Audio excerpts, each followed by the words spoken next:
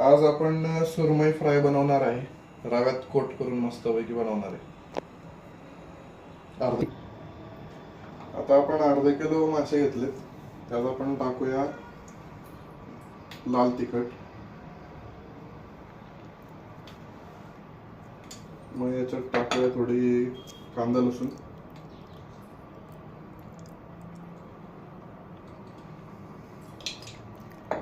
धने पावडर,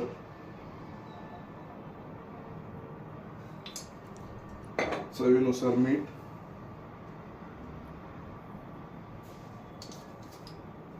आणि आलू लसूण पेस्ट. हे सगळं लावून आपण जरा 15-20 मिनिटं त्याला मॅरिनेट करायला ठेवू.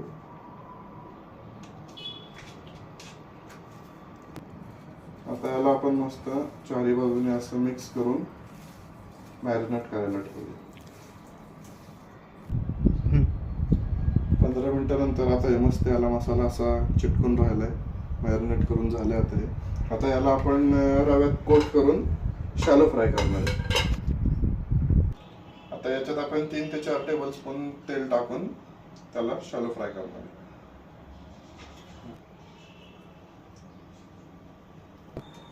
तर आता तेल गरम होते, पण आपण जे मासे आहेत सुरमई त्याला आपण बाजरीच्या पिठाने धुवून घेतले, म्हणजे ते एकदम स्वच्छ निघतात आणि मसाला असा वास येत नाही. तर तुम्ही ते करू शकता. आता याला मस्त असं रव्यात कोट करू वरून खालून चारी बाजूने असं.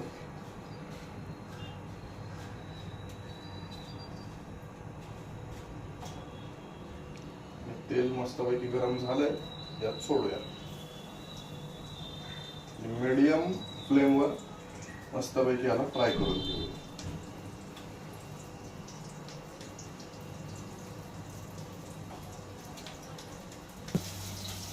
आता आपण पाहू शकता एका साइडने जरा फ्राय झाले चांगले. आता आपण याला पलटी मारूया.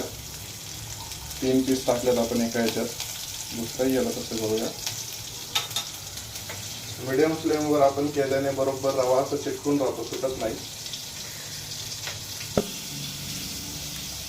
आता आपले मासे होत आले. आपण आता याला प्लेट मध्ये काढूया. दूर पण झाला, जरा चिमणी लावूया म्हणजे तो धूर असा राहत नाही. पाहू शकता चारी बाजूने कसे ते एकदम फ्राय झालाय मस्तपैकी. त्याला आता प्लेट मध्ये काढूया. हे आपले चविष्ट सुरमई मासा असं मस्त फ्राय करून झालाय. आता याच्यावर जरा कोथिंबीर टाकून गार्निश करूया. थोडीशी अजून टाकूया. आणि इथे बाजूला आपण मस्त कालवण पण केलंय.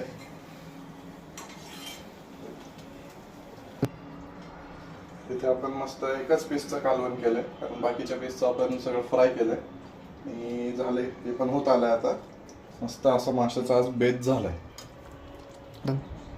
हा आता आपला एकदम चविष्ट सुरमई मासा असा दिसत आहे. मस्त त्याला रव्याचं कोटिंग करून शॅलो फ्राय केलाय. ही शेवटची स्टेप. आता याच्यानंतर आम्ही यश आणि मी आता याला फस्त करणार आहे. सेव्ह कर फायनल.